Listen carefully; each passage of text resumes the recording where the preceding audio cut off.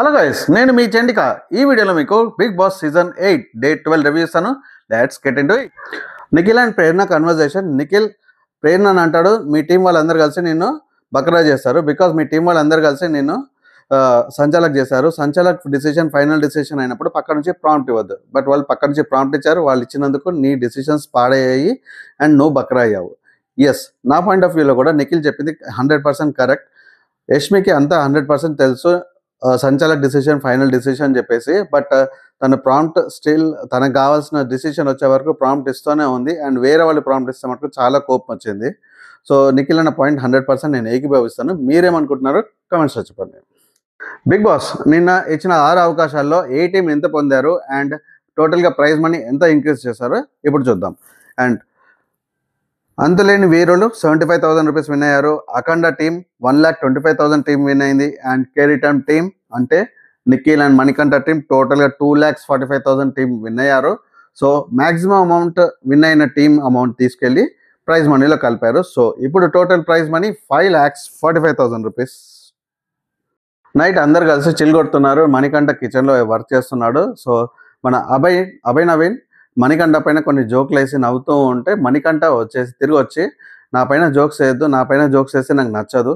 And నేను వచ్చేసి ఇప్పుడే అందరితో కలవడానికి ట్రై చేస్తున్నాను, అది నాకు బాగా కష్టంగా ఉంది. సో మీరు ఇప్పుడు జోక్లు వేస్తే ఇంకా కష్టం అవుతుంది.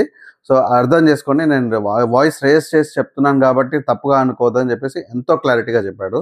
నాకైతే చాలా మెచ్యూర్గా అనిపించింది. మణికంఠ ఎక్కడ కూడా సింపతి కార్డ్ యూస్ చేసి వాడట్లేదు. డెఫినెట్గా ఫస్ట్ స్టార్టింగ్లో బ్రేక్ డౌన్ అయ్యాడు. బట్ ఇప్పుడు చాలా మెచ్యూర్గా మాట్లాడుతున్నాడు. ఎక్కడ కూడా ఇప్పుడు సింపతి కార్డ్స్ యూజ్ చేయకుండా వాడాలని చూస్తున్నాడు. గేమ్స్ కూడా బాగా ఆడుతున్నాడు.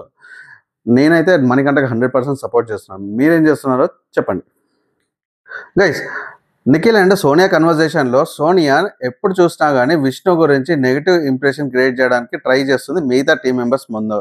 సో అది ఒక నిఖిలే కాదు, పృథ్వీయే కాదు. సో ఎవరికి ఛాన్స్ దొరికినప్పుడల్లా తను విష్ణుని నెగిటివ్గా క్రియేట్ చేయడానికి ట్రై చేస్తుంది. సో ఇది ఓన్లీ హౌస్మేట్స్కి చెప్తున్నట్టు అనిపించట్లేదు. నాకు మటుకు డెఫినెట్గా ఆడియన్స్తో మాట్లాడుతున్నట్టే అనిపిస్తుంది. సో మీకేమనిపిస్తుందో కామెంట్స్లో చెప్పండి.